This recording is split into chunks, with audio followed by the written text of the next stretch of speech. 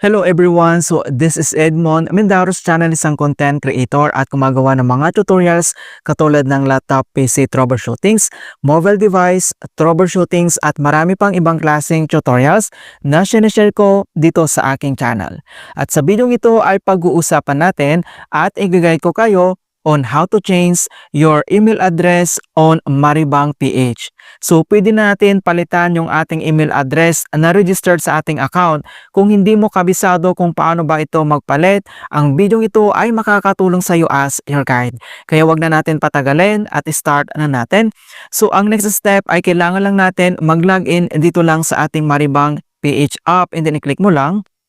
And then makikita mo na dito na na-cover na ni Maribang yung ating mobile screen para sa ating account security. So sa pag-login naman, so either gagamitin mo dito yung 6-digit MPIN code mo or yung biometric. So since activated na yung ating Maribang biometric login, so yung gagamitin natin. So biometrics login, scan your fingerprint. Itap mo lang dito sa mobile screen yung registered na fingerprint mo para ma-open ka agad natin or ma-access yung ating account. Ayan, so ganun lang po siya talaga kabilis kapag activated na yung biometric. Then next step, dito lang sa ating Maribang homepage profile, dito lang sa baba ay kailangan mo lang itap dito yung meta profile na makikita dito sa bottom right corner. I-click mo lang. And then, dito na sa left corner mga kaibigan, nandito na yung mga details. Okay, so yung name natin and then next, i-click mo lang dito yung my profile. So dito sa ating my profile, kailangan mo lang i-select dito yung email address. I-click mo lang.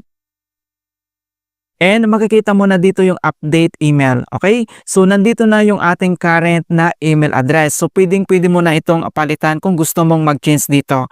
Then, next step, makikita mo dito yung new email. And then, i-click mo lang yan.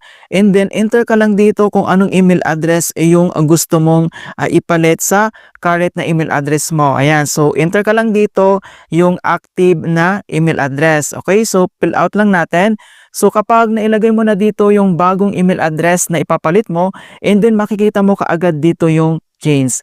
So kailangan mo lang itap dito yung change. And then next step, kailangan mo lang i-enter dito yung 6-digit na secure PIN mo ng Maribang account. So kapag na-enter mo na dito yung 6-digit MPIN code mo, and then makaka-receive ka ngayon dito ng message na mag-a-appear na confirm that your email address has been successfully updated. Ayan, so ganun lang po siya kabilis mga kaibigan kung paano dito mag-change. So just in case maka-encounter ka dito ng any issues sa pag-change ng email address, so pwede mo itong kontakin yung kanilang Maribang na customer service.